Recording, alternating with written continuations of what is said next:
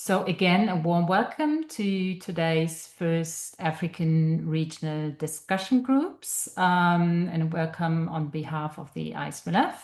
So unfortunately, my colleague Arlene, who is organizing these regional discussion groups, is not able to join because it's in the middle of her night. It's like 3 o'clock in the morning in Australia.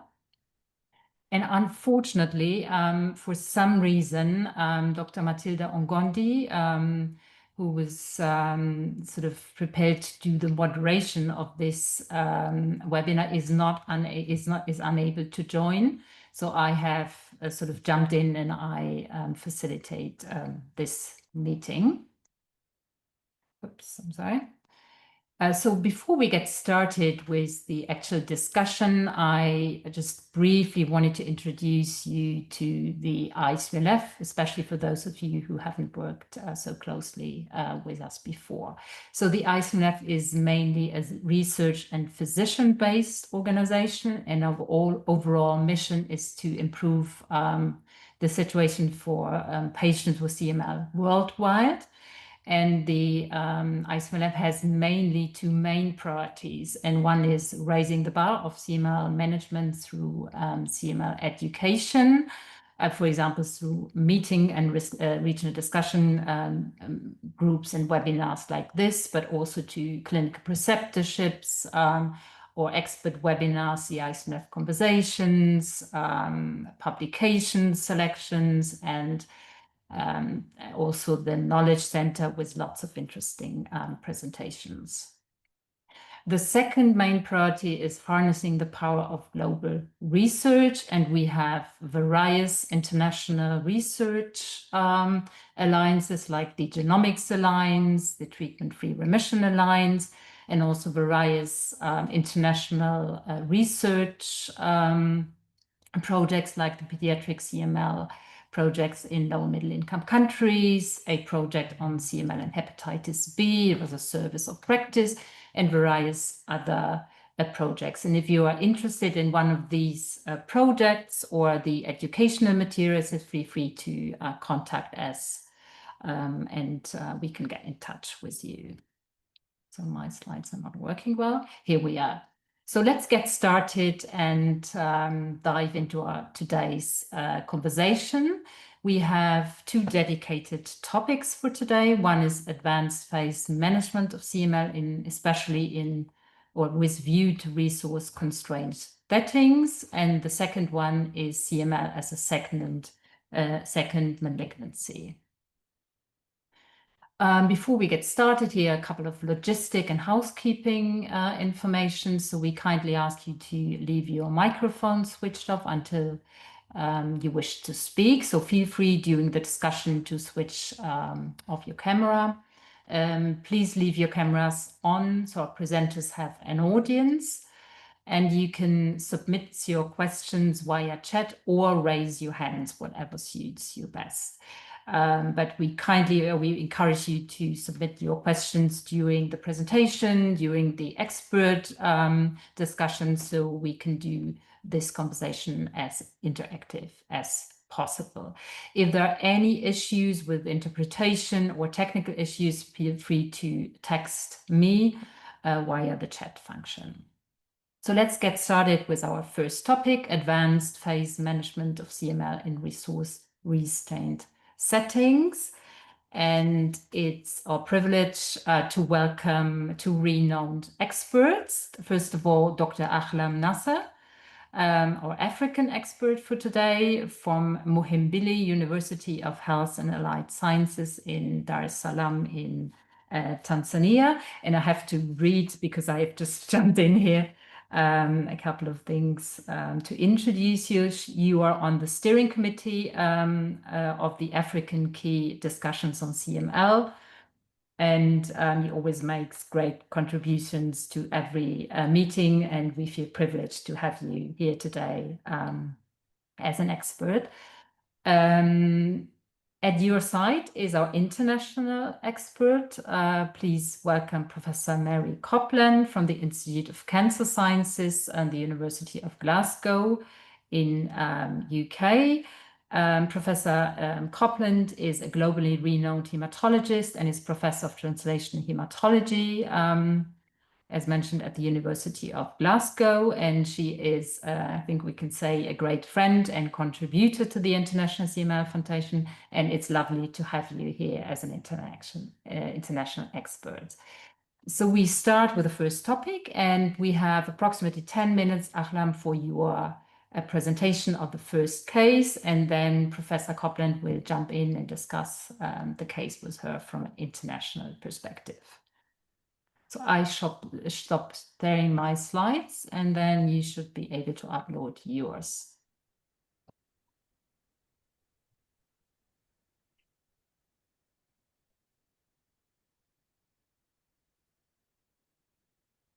Hello, everyone. Thank you, Stephanie, for the kind introduction. Are you able to see my screen well?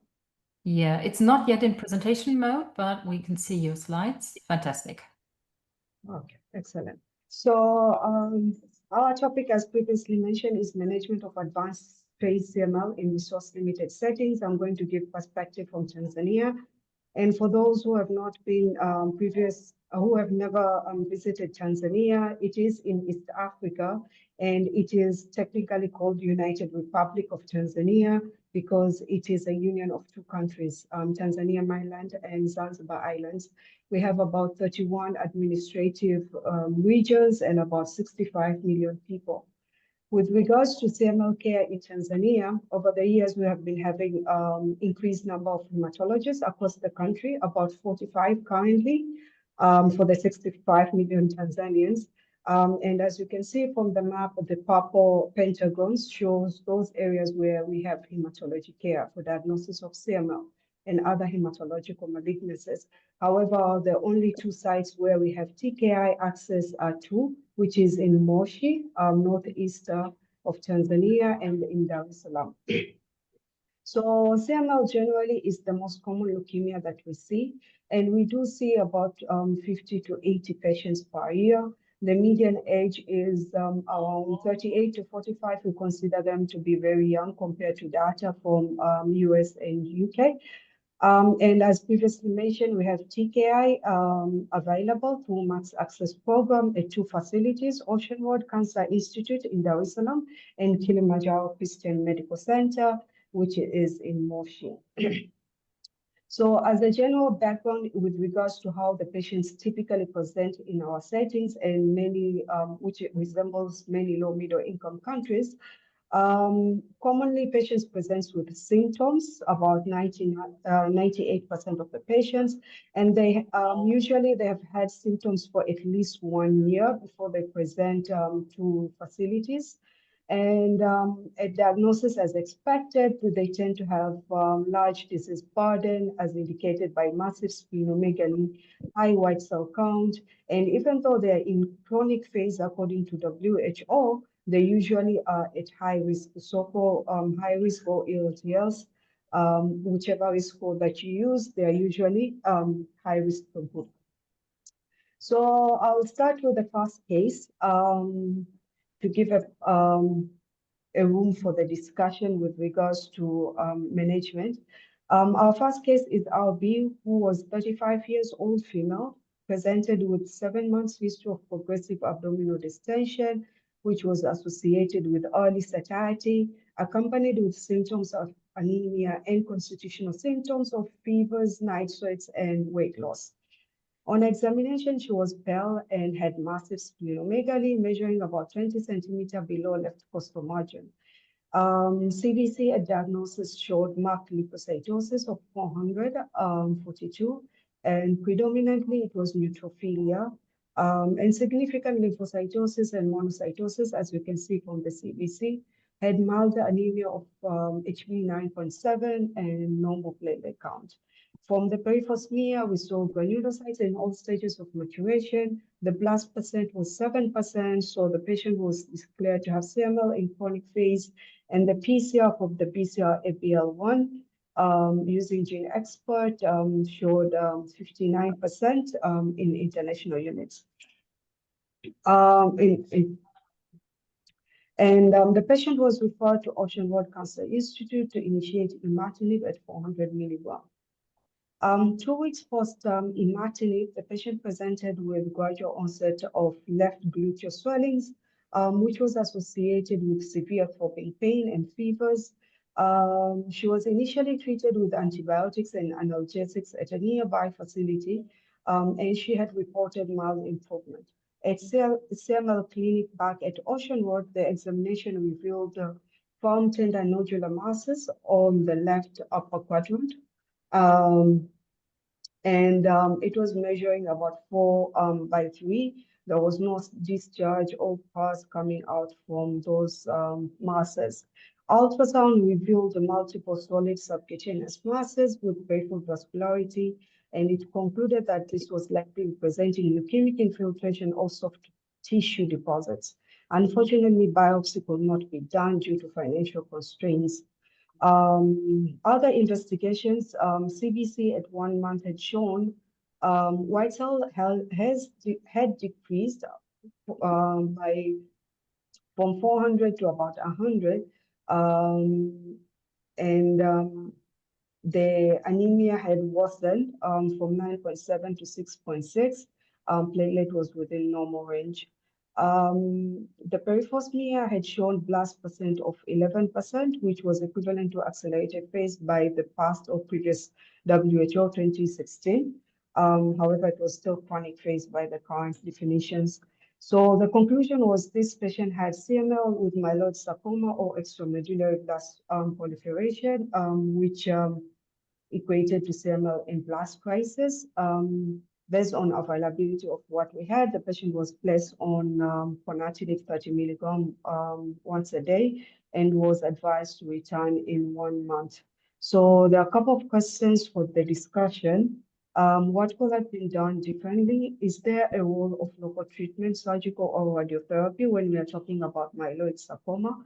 And was ponatinib alone enough for this patient? What is the role of systemic chemotherapy? And if in case we had resources, what additional investigation, apart from the biopsy, that could have been recommended? And what is the expected outcome or responses for patients with extramedullary involvement? Back to you, Professor Copland. Okay, thank you. So this is a very rapidly progressive case, difficult to manage and clearly presented at a late stage. I think in terms of what was done to begin with, I don't think I would have done anything differently. I guess in terms of thinking about bone marrow test and cytogenetics, it'd be interesting to know if we were doing that here, we would have done cytogenetics to see if there are any additional cytogenetic abnormalities that may further suggest high risk, but based on the spleen size and the blast percentage, they were already high risk. I think at the 1 month stage, although the white cell count had come down a bit, it's still disappointing. It was still above 100. So I think at that stage that's quite concerning. The presence of the myeloid sarcoma indicates a diagnosis of blast phase CML with extramedullary involvement, really regardless of what's going on within the bone marrow. Because the CML is a systemic disease, I don't think there is a role for local treatment here. I think it needs to be systemic treatment. I'm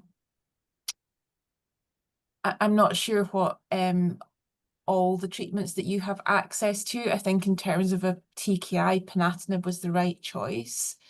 I think if this patient was here, they would get intensive AML type chemotherapy along with the ponatinib. And if we were giving the ponatinib in combination with the chemotherapy, we would usually use FLAG-IDA, which is fludarabine, hydroxytarabine, and idarubicin in that situation, with ponatinib at a dose of 30 milligrams. If we were giving the ponatinib on its own, we would probably give 45 milligrams. So I think here we would have given systemic chemotherapy. You may not have access to that. The other thing I wondered from the case was the patient had presented with massive splenomegaly, and I just wondered, did their spleen shrink with the initial imatinib treatment or not? Yeah, sorry, I had not I included that. Yes, the spleen had shrunk, but it was still palpable at 1 month. Okay. It was around, if I remember correctly, around 6 to 8 centimeters. Okay, so it was still quite big, but obviously a lot better than it was.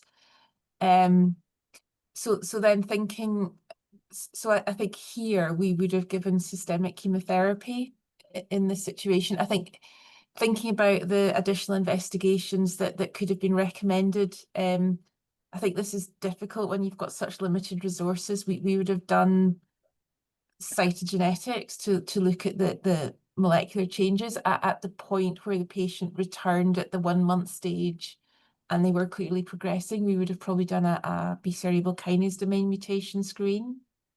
We would have probably looked at a myeloid next generation sequence panel as well to look to see if there were additional mutations. I don't think that would change management at this stage.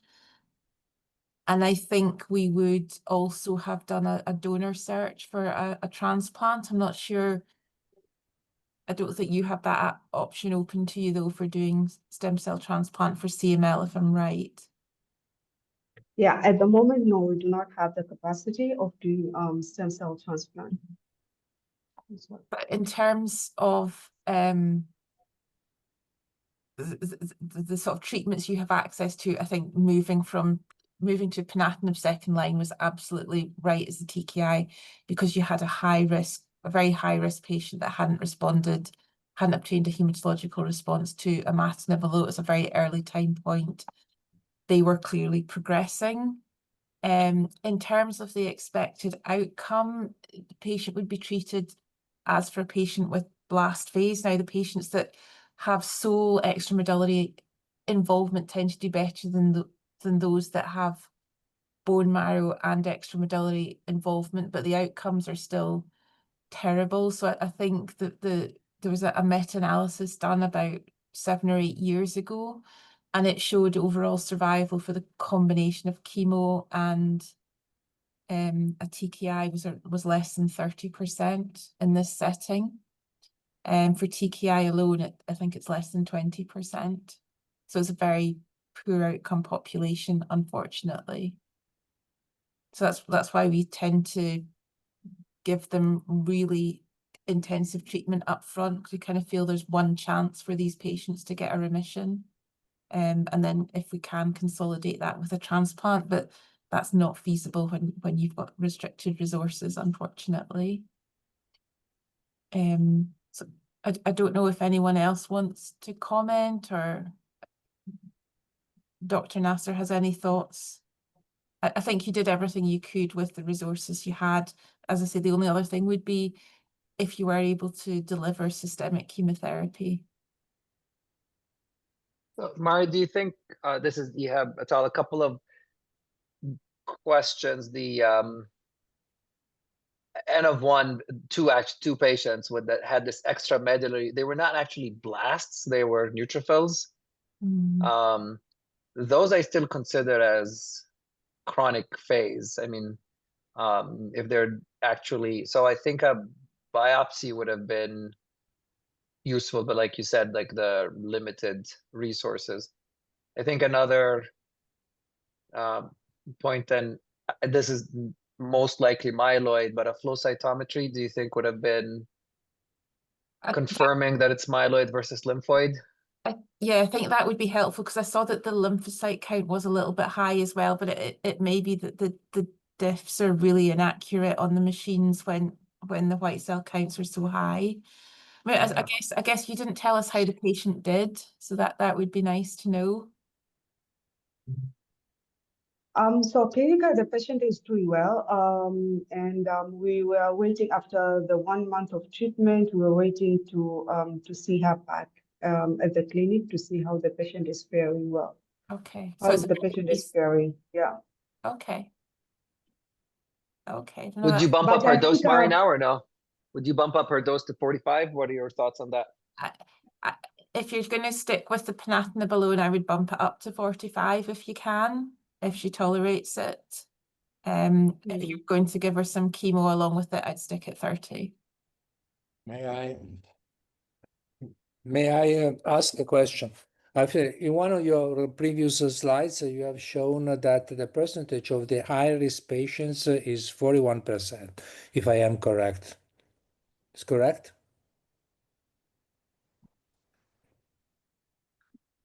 Yes, so commonly from the local research that we have done, we see 40 up to 60% of our patients are high risk diagnosis.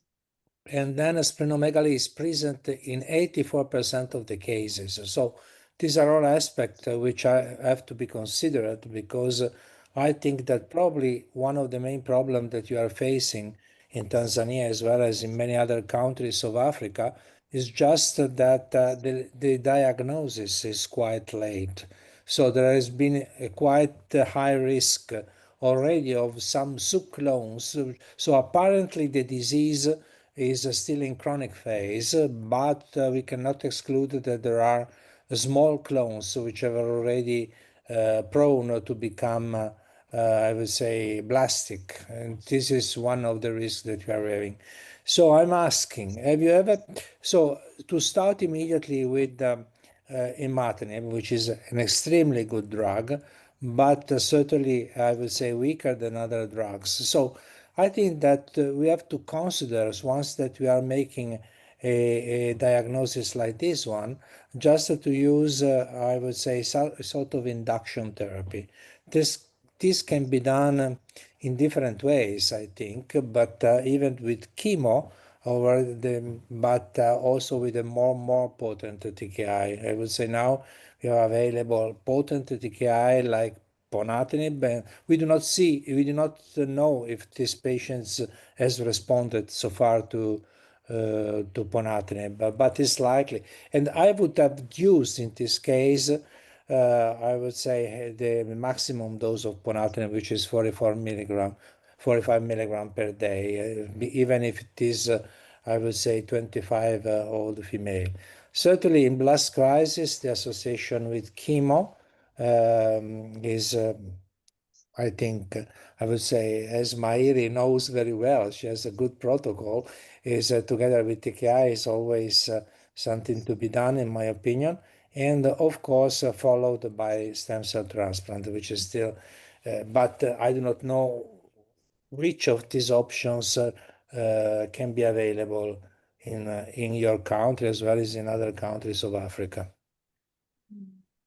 I think the other option as well, if intensive chemotherapy is not an option, is there's the French group got really good results with ponatinib with azacitidine treatment. So that could be an option as well, and it would keep the patient at home if they weren't responding to the ponatinib on its own, because it could be delivered as a day case. They could come up daily for the Yes, you are perfectly right, Mhairi, but you are very young, and so I'm quite old. I remember that there was a famous schema done by therapy, done by Michele Carella, who was using chemotherapy just to, and after a while, there was most of the patients were becoming pH negative after recovery of the bone marrow. And most of these cases were pH negative, and then of course there was a subsequent prevalence again of the pH positive clone. So I think that at the bulky, because you have 20 centimeter of splenomegaly below the left costal margin, so huge splenomegaly. I think that TKI can be useful, but also other methods can be useful to just to have the bulk of the disease, although may create problem, of course, of tissue destruction and therefore problems related to the necrosis toxicity. But however, this if possible, should be considered. If possible, I'm always underlining this phrase. I would say that at least we do not see, fortunately enough, cases of this type anymore in Italy. There are all direct blast crises, but not dramatic. But if I can see, if I will see a case like this, I would strongly consider also systemic chemotherapy from the beginning. Not maybe with a very cytotoxic drug, but venetoclax, which has been used also, can be used in association with azacitidine and so on, can be used also. It's something totally to be explored. I totally agree with you. Thank you, Giuseppe, for your contribution. I would suggest there's one more general comment here on the chat already, that we move on to the second case in the interest of time. And then after Mhairi, your contribution, we can have a look at the chat, and everybody, please feel free to submit additional questions to the chat. Ahlam, please. Yes, thank you. So I'll proceed and then we can open for further discussion. So this was case 2. I hope my slides are visible and it's in presentation mode. Can you confirm, Stephanie? Yes, yeah.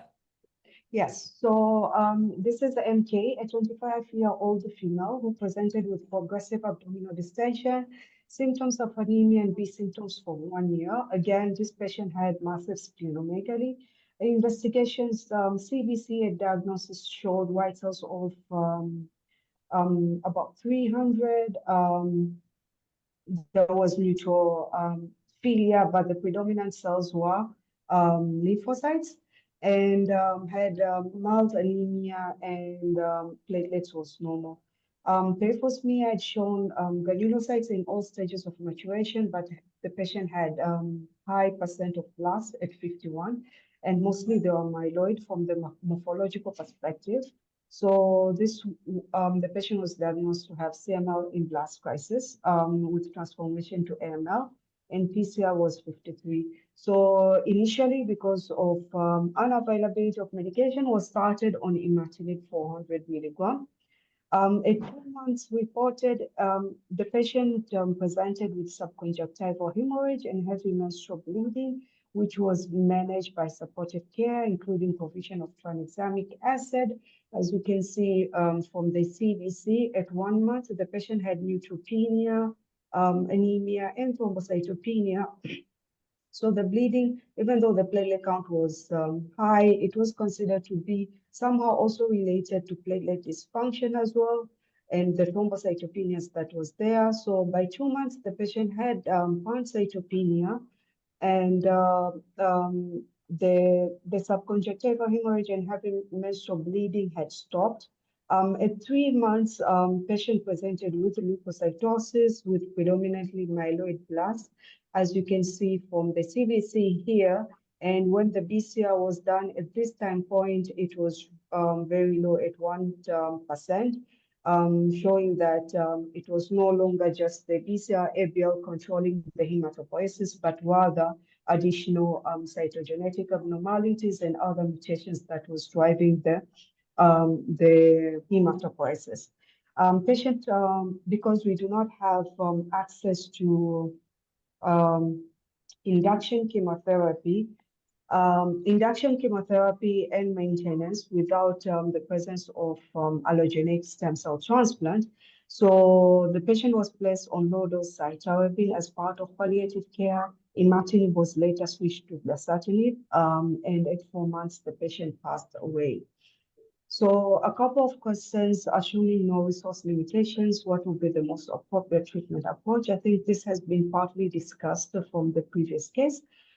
In resource limited settings, what is the minimum recommended approach? I think the question here, that the burning questions from the physician, is that if we are able to do induction, because that takes a lot of resources in terms of the hospital, but also in terms of the patients. So if the patients are able to afford, and we are able to give induction chemotherapy and maintenance, in the absence of stem cell transplant, what is the expected prognosis, and would you recommend, what is the survival? Because at the end of the day, in resource limitation, we are asking patients, some of these patients, just payment for the induction chemotherapy and maintenance cost them a fortune and leaves them with so much debt. So when we are having this discussion, it's important to discuss with the patients their expectations from the treatment. And so the question is, would you recommend induction chemo and maintenance in the absence of chemotherapy? What is the expected prognosis really in the 5-year overall survival? I do believe we've touched some of these points from the previous case, maybe just to recapitulate, to highlight in this case. Back to you to Professor Copland. Thank you. So these are both really challenging cases.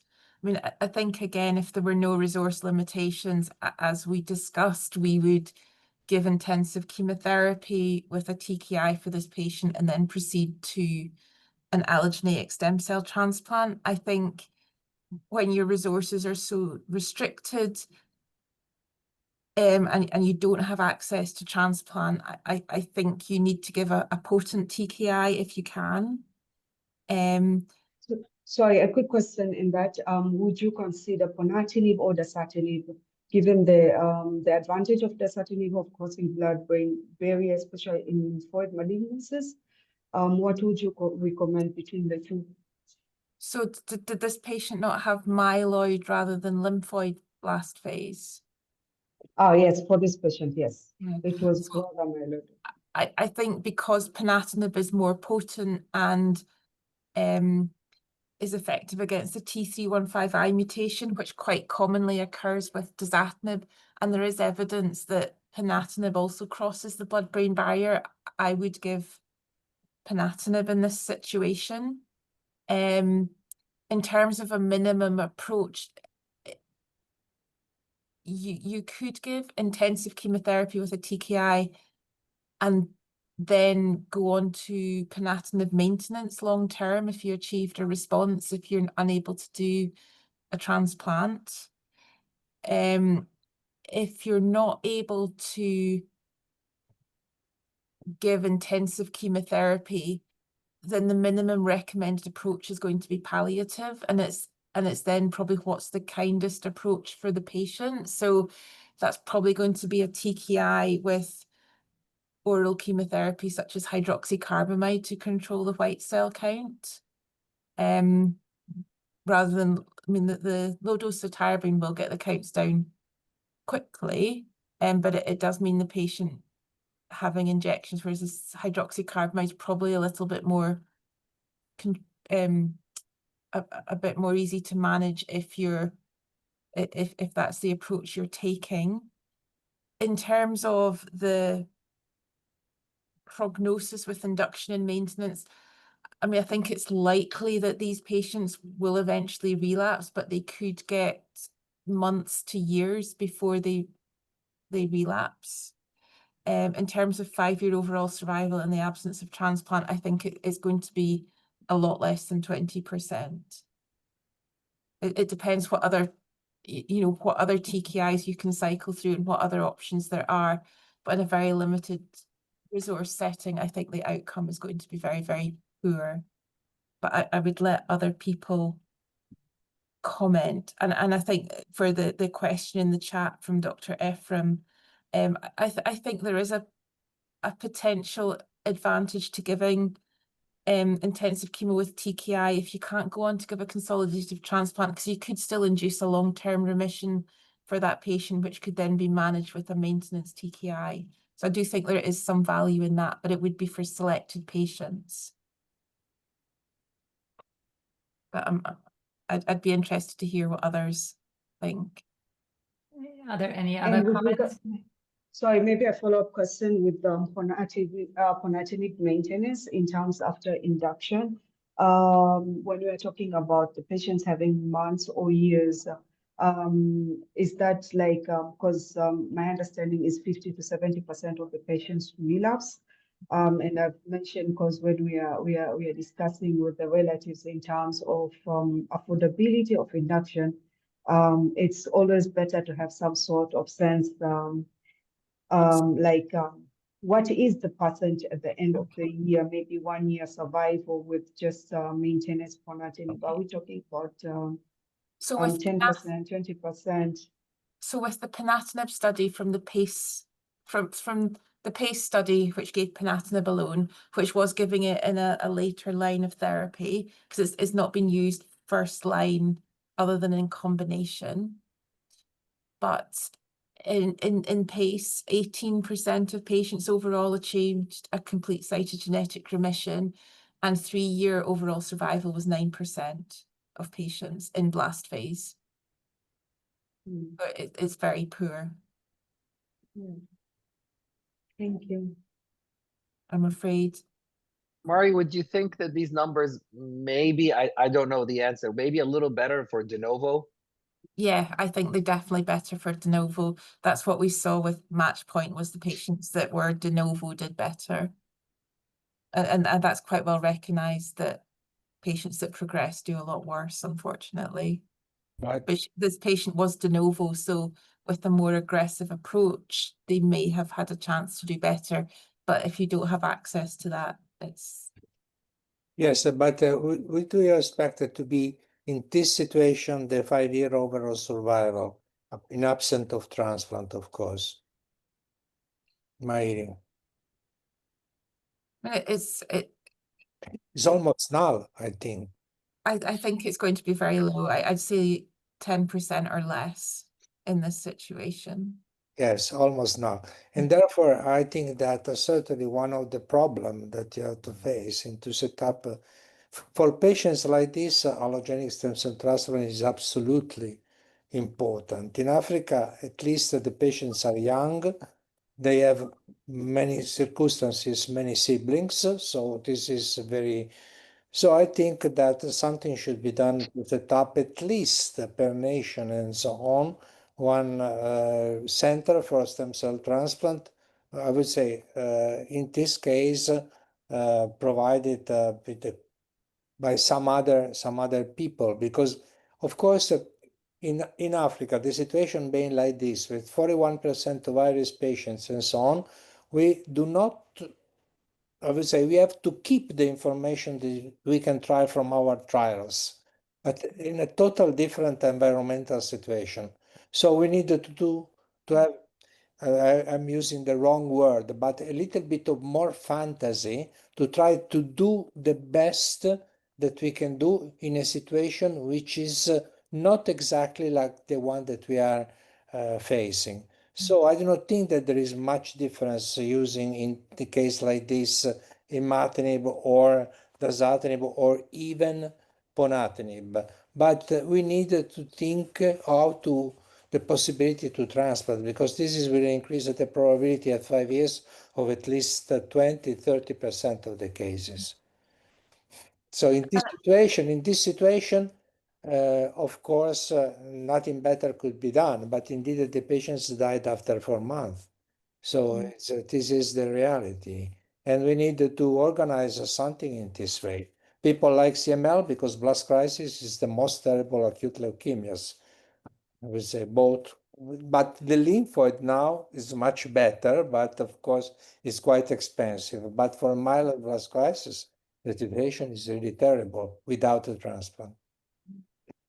And I think that the transplant has really moved on in terms of donor accessibility. So the haplo transplants are now very successful and can be done for CML. So most of your patients would hopefully have a sibling that would be a match. Absolutely, you're perfectly right. We should, but of course, if we transplant with a total compatible, but in any case, we can even perform an haplotransplant, so one of the real sons, but generally for a mother, there is no problem, because we have to consider also this possibility. For a mother, of course, the son is at least half haploidentical. And then in this case, we can avoid all the other things. Of course, this will not be an optimal situation for the transplant, But to have 30-40% of the probability of saving the patients versus nothing is much better, in my opinion. So sorry, but I very interesting discussion, but unfortunately I have to go because I have hosted dinner. Thank you very much for it. Thank you, Giuseppe, for all your contributions. That was really valuable. It's time to move on to the second topic now, but I wanted to ask all of you, the expert panels, are there any additional comments or questions from you? There's one comment from Matilda Ongondi from Kenya. She was now able to join in, and you can see her comment. Any other questions or comments from the audience for these two first cases? Okay, when this is not the case, Matilda, I wanted to give you a brief opportunity to introduce yourself now that you're on the call. Be welcome. All right, good evening, everyone. Sorry, as you Welcome. can tell, still at work. But thanks for the very interesting presentations. And I want to thank my colleague from Tanzania because our situation is not different in terms of getting patients who present late, as Prof. Guspo had said, and you know, as she shared, who present with very high counts and very and massive splenomegaly. So thank you for sharing. And I really enjoyed listening to the discussion and to the insights. And I hope that has been the case for the other participants as well. Wonderful. And I would suggest that we move on to the second topic. Matilda, do you want to hand over with slides and introduction, or do you want me to continue? Please continue, and then I Okay. can moderate the discussion. Yes, I can share my slides and then, oops.